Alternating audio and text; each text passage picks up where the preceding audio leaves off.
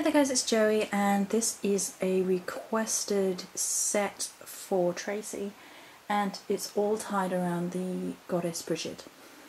Brigid, depending on how you pronounce it. I've seen it pronounced both ways, so you know. Okay, so we're going to go through the items you requested, and we're going to talk about them, and we're going to show them. So I'm going to start off with the altar box, because this... Sometimes you make an item and it's so insistent on the way you want to be. It wants to be. It wants to be this way. I went through 4 or 5 different design ideas and placing crystals and seeing what they look like. I started off with Brigid's cross, thinking that might be the way to go. Nope. And I tried a swan imagery, and that's nope.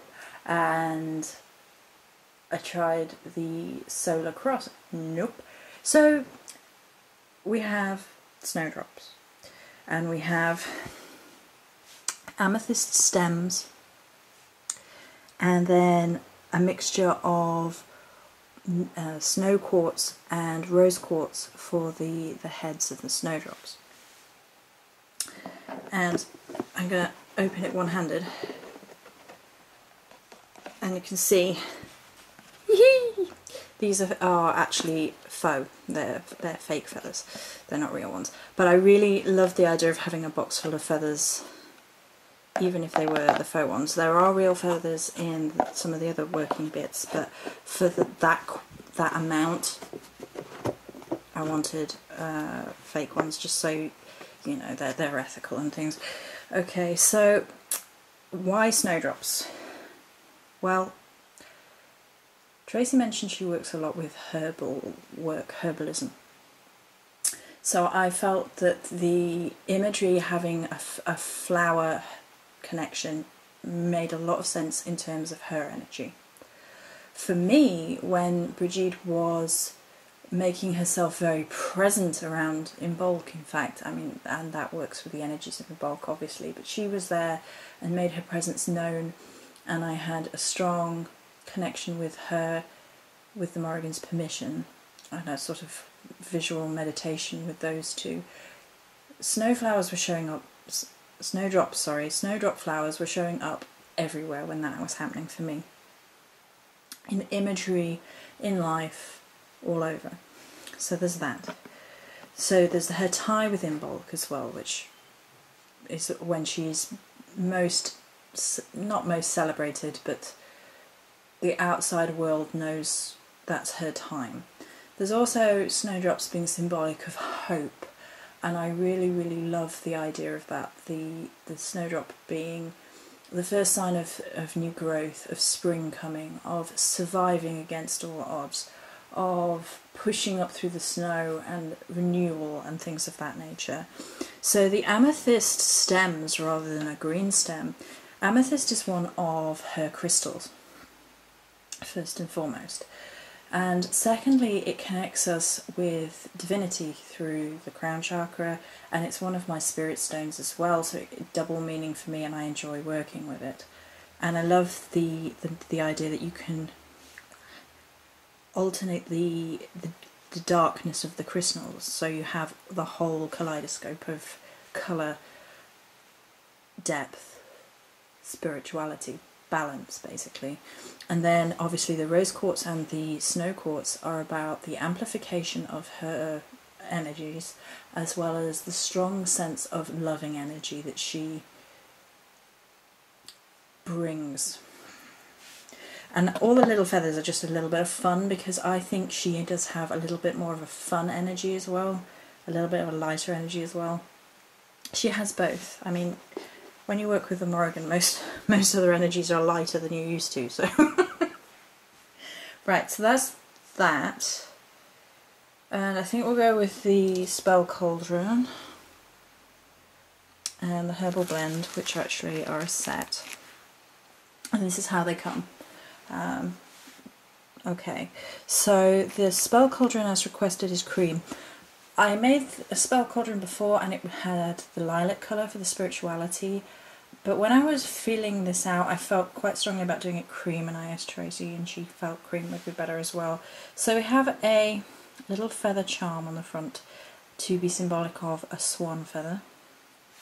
And the cream cauldron, your in bulky, maideny, innocence, purity side of things, the snowdroppy side of things. Very feminine divinity, I guess, is what I was going for. Now, on the surface of these two, you look at them and they look very feminine, very gentle energy, but there is something really gentle, beautiful, feminine goddess with a punch behind it, if that makes sense. And I loved that was going through. Now, I'm going to move the herbal blend for a second so we can have a look at the top of the cauldron. You see the amethyst. So the amethyst is here again, it's one of her crystals. And it's a darker amethyst and it's in a sort of arrowhead shape. Now, the goddess Brigid has her fiery arrows of justice made of rowan. Rowan is worked into it as well. And because it looked like an arrowhead, I definitely wanted that element in there. So there is this beautiful maiden, this, although all her aspects are actually captured, that's how I meant 3 snowdrops, maiden, mother, crone, all elements. I forgot to mention that, sorry. Right, so all her energies are within, as in like a primal mother figure. So that fire of her is within as well. You know, it creates that energy, that fire, that... Ooh. How do I express this energy? This divine femininity who is a very loving mother but has that strength, that snowdrop strength, you know, that fight against all odds and survival and purity of strength. There you go. That's what she just said in my head. So then there's the herbal blend, of course, which can be used as an incense, as a loose incense on a charcoal block, or in other forms of herbal working. It's lovely, isn't it? I think that's lovely. Okay, and then, zoom! One of the larger oils, as requested. Let's give it a shake.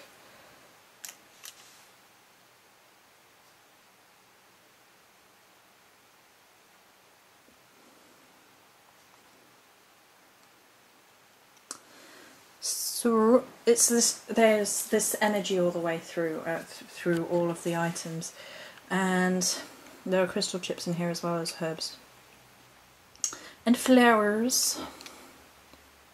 There you go. See them moving about at the bottom there. Okay, so the oil and the herbal blend have the same sort of energy, and it's basically Brigid. I mean, it's love, it's honour, it's mother energy. It's technically it has all energies in it. It has the wild maiden. In fact, that's how it is. The wild maiden, the wild mother, the wild crone, and wild not as in the not nonsense modern sense, but it's in the wild old places, those hidden meadows that you come across and they're full of wild flowers. The spirit of femininity in its true form. Female divine power, honour, strength, justice. Those sorts of energies are working through every part of this, and God, it zonked me out yesterday, it did. Right, so then, stand not included, but it's easier for me to pop the spell orb on there. Is the spell orb. Okay, so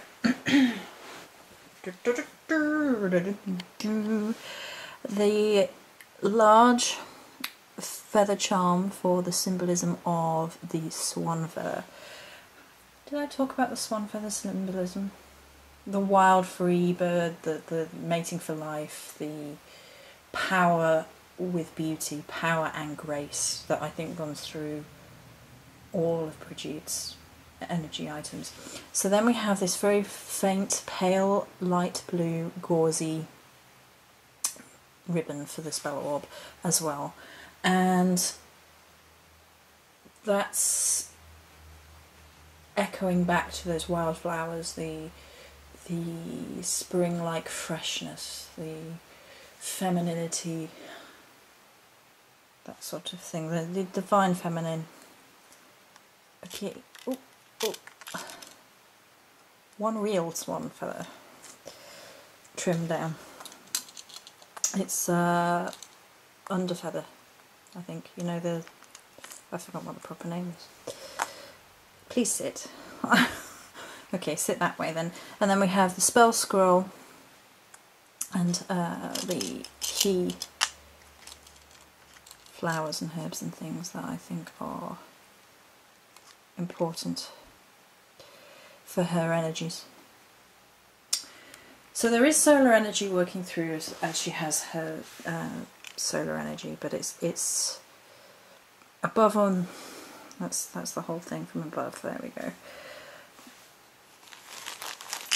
Oh goodness! Spell orb. Sit.